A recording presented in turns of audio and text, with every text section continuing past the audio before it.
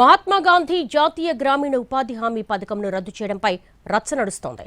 దీనిని వ్యతిరేకిస్తూ పార్లమెంటును స్తంభింపచేశాయి ప్రతిపక్షాలు. మహాత్మా గాంధీ జాతీయ గ్రామీణ ఉపాధి హామీ పథకం స్థానంలో కొత్తగా తీసుకొచ్చిన బిల్లును లోక్సభలో ప్రతిపక్షాలు అడ్డుకున్నాయి. పార్లమెంటు లోపల బయట ఆందోళన సాగించారు ప్రతిపక్ష ఎంపీలు.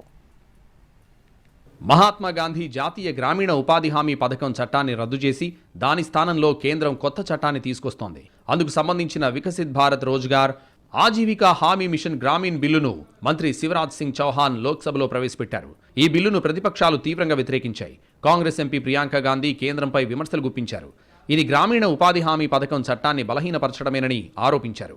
పథకాల పేర్లను మార్చడం అంటే మోడీ ప్రభుత్వానికి ఎందుకంత ఇష్టమో అర్థం కావట్లేదన్నారు ప్రియాంక గాంధీ. వీబీజీ రామ్జీ బిల్లులో పని దినాలను పెంచారు గాని వేతనం పెంచారా అని ప్రియాంక ప్రశ్నించారు. గతంలో గ్రామ పంచాయతీలు ఈ పథకం కింద పనిచేయించేవని, ఇప్పుడు కొత్త బిల్లుతో పంచాయతీలకు ఆ హక్కును దూరం చేస్తున్నారని ఆరోపించారు. ఈ బిల్లుతో ఉపాధి హామీ పథకంపై కేంద్రం నియంత్రణను పెంచి నిధులను తగ్గించే ప్రయత్నం చేస్తున్నారని మండిపడ్డారు. ఈ బిల్లును తక్షణమే కేంద్రం ఉపసంహరించుకోవాలని ప్రియాంక డిమాండ్ చేశారు. ఆమె మాట్లాడుతుండగా అధికారపక్ష ఎంపీలు కొందరు ఫ్యామిలీ అంటూ వ్యాఖ్యలు చేశారు. దీనికి ఆమె స్పందిస్తూ, మహాత్మా గాంధీ మా కుటుంబానికి చెందిన వ్యక్తి కాదు, కానీ మా కుటుంబ సభ్యుడితో సమానం. గాంధీజీని యావత్ దేశం అలాగే భావిస్తోందని కౌంటర్ ఇచ్చారు. हर योजना का नाम बदलने की जो सनक है ये समझ में नहीं आती है।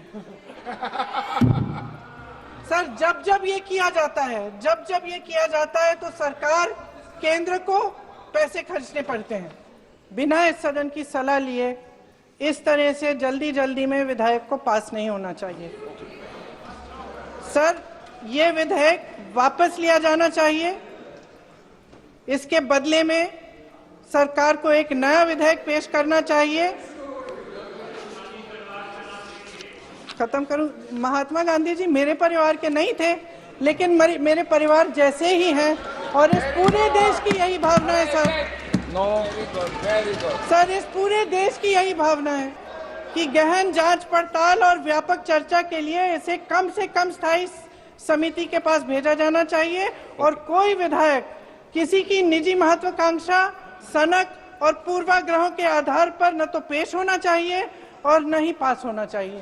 కొంతకాలంగా కాంగ్రెస్తో అంటిముట్టనట్టు వ్యవహరిస్తున్న ఆ పార్టీ ఎంపీ శశి థరూర్ కూడా గ్రామీణ ఉపాధి హామీ చట్టం రద్దును తప్పుబట్టారు. ఈ పథకానికి గాంధీ పేరును తొలగించడం అనైతికమని అన్నారు. అంతేగాక రాముడి పేరును అపవిత్రం చేయొద్దంటూ ప్రభుత్వానికి విజ్ఞప్తి చేశారు.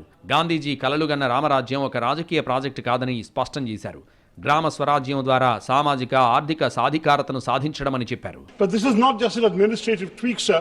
It's an assault on the very spirit and philosophical foundation of this crucial program. Mahatma Gandhi's vision of Ram Rajya was never a purely political program. It was a socio-economic blueprint rooted in the empowerment of villages, and his unwavering faith in Gram Swaraj was part of his vision of Ram Rajya. Modi ప్రభుత్వం గాంధీజీని నమ్మడమే కాకుండా ఆయన సిద్ధాంతాలను ఆచరిస్తోందని కేంద్ర మంత్రి శివరాజ్ సింగ్ చౌహాన్ ఈ బిల్లును సమర్థిస్తూ చెప్పారు. గత ప్రభుత్వాల కంటే తమ ప్రభుత్వమే గ్రామీణాభివృద్ధికి ఎక్కువ కృషి చేసిందన్నారు ఆయన. విపక్షాల ఆందోళనల మధ్యే ఈ బిల్లును సభలో ప్రవేశపెట్టారు. ఈ బిల్లుపై లోక్సభలో గందరగోళ వాతావరణం నెలకొంది. కేంద్రం తీరును నిరసిస్తూ విపక్షాలు వెల్లోకి దూసుకెళ్లి ఆందోళన చేపట్టాయి. అనంతరం గాంధీజీ ప్లకార్డులు ప్రదర్శిస్తూ సభ నుంచి వాకౌట్ చేశాయి.